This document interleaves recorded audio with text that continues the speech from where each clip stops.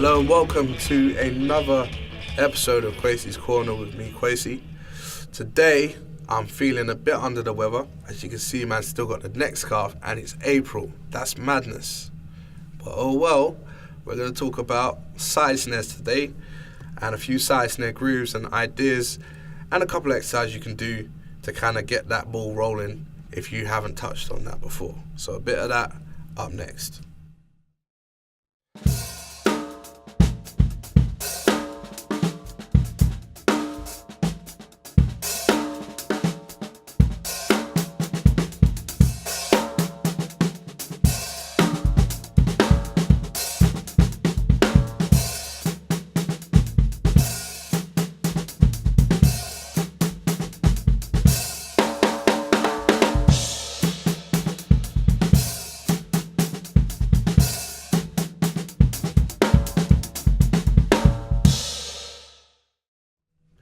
Alright, so we're going to be talking about side snares today. The reason why we talk about side snares today is because I like side snares.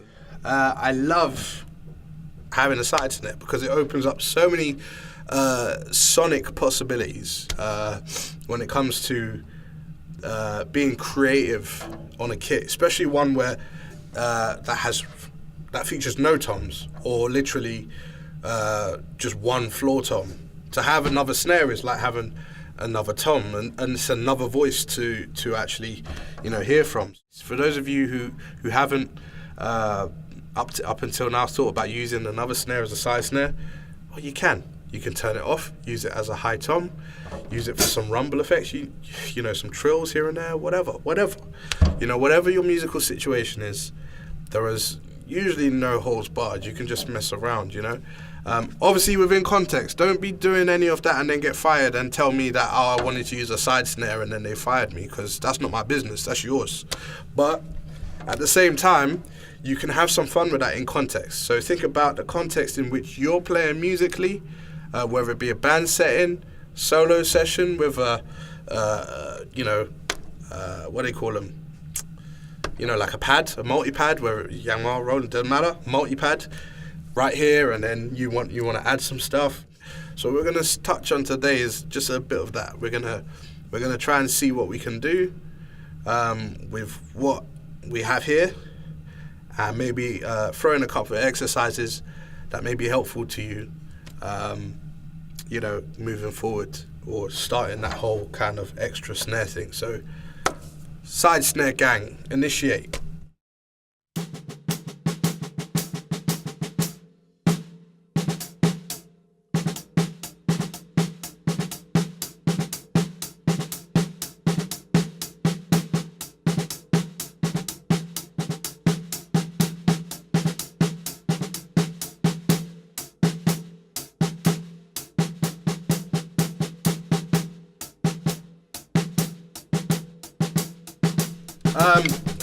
So basically there's a couple of exercises that I find interesting when it comes to the whole side snare action thing.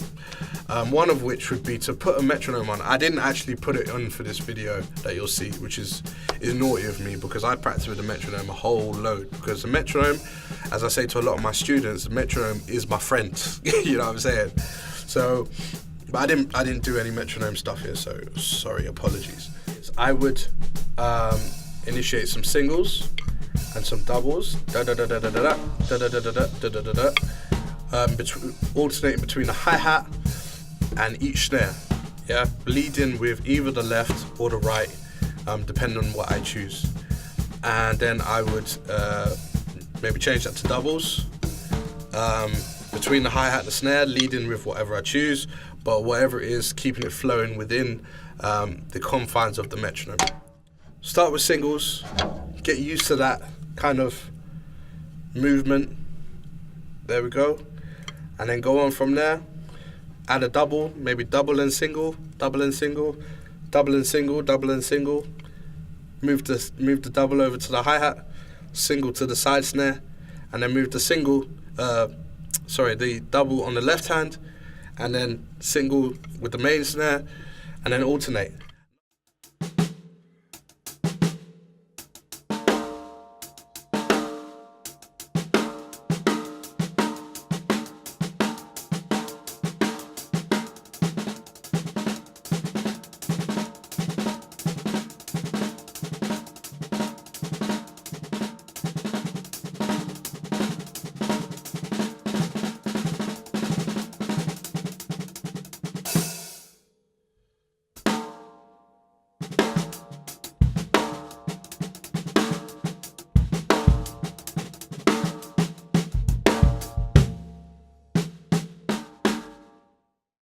Another thing I tend to do is try and creep that snare, that left hand, or obviously for you left hand players, right hand, underneath the hat. So it's just a nice kind of triangle. I'm seeing patterns, so I'm seeing triangles. Here we go. Here we go. So it makes it easier for me to kind of maneuver my way around. If I know, bang, I can move from here to here effectively. For the more wild stuff that I tend to do, yeah, I just use that as part of rudiment. So I can go round the whole roll and just you know, and kind of like finish the rest of the roll. It's quite silly, really, but you know, it's when you've got the opportunity to do it, it works quite well, you know. And as long as I end on the one, I'm good, and so will you be. So you see some of that up next.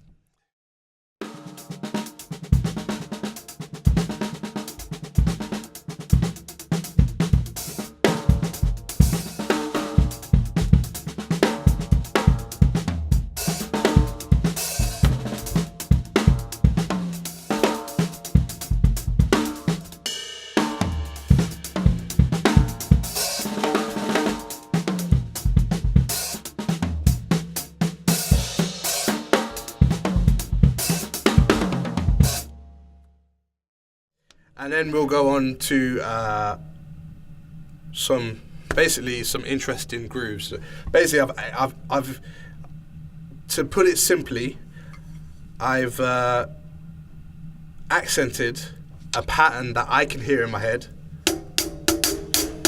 It could be that, and then I've copied it with the left hand, and then with the trailing hand, I've filled it in. You know, or whatever you'll see in the video. So it's literally really random. And then if I like it, I'll remember it, and then I'll save it and record it sometimes, and see what works within the context of groove making. So you can do that too. It doesn't have to be confined to one particular pattern. The reason why I'm remaining very, very vague on this is because I know that, you know, some people have a tendency to go, oh yeah, we're gonna put it. No. Let's bring it back to basics. Yeah, real basics. Yeah, just alternate. Think of some patterns that you find interesting. Maybe the standard right, left, left, left rudiment. Try alternate that between the side snare and a hi-hat, and then maybe on one of the strokes, right, left, left, or right, left. Try and implement that, whether it's one stroke, two strokes, three strokes, whatever you find most comfortable. And when you're doing that, try and implement the kick on the one, just on the one at first, and then think about different ways to kind of implement with that within the beat as you get more comfortable with it.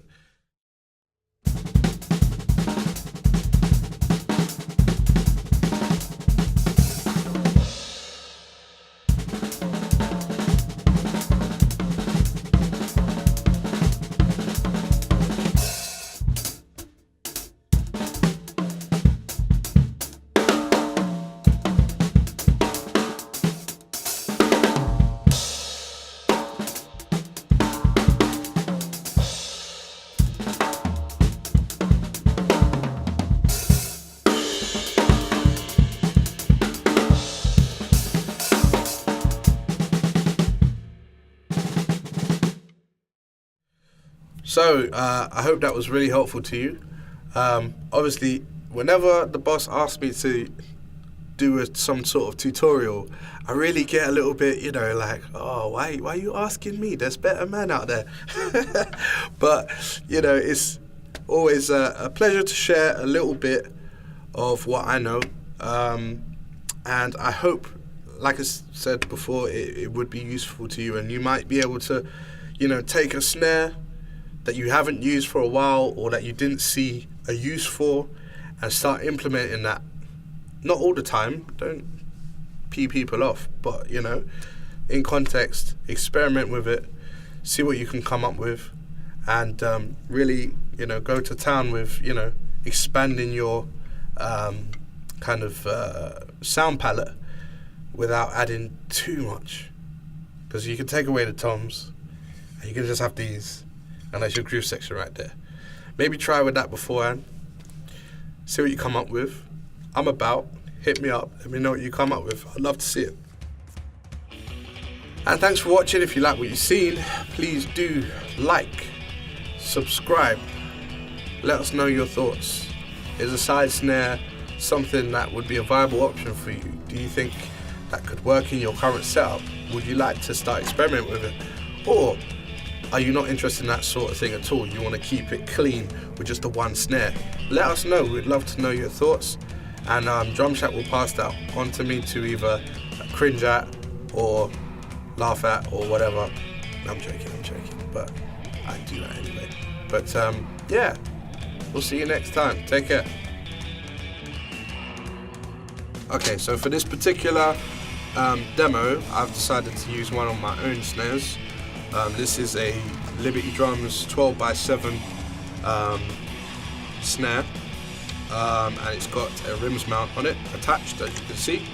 I've also fitted a black hydraulic head on that. I've had that for some time on there, and an Evans ring on there.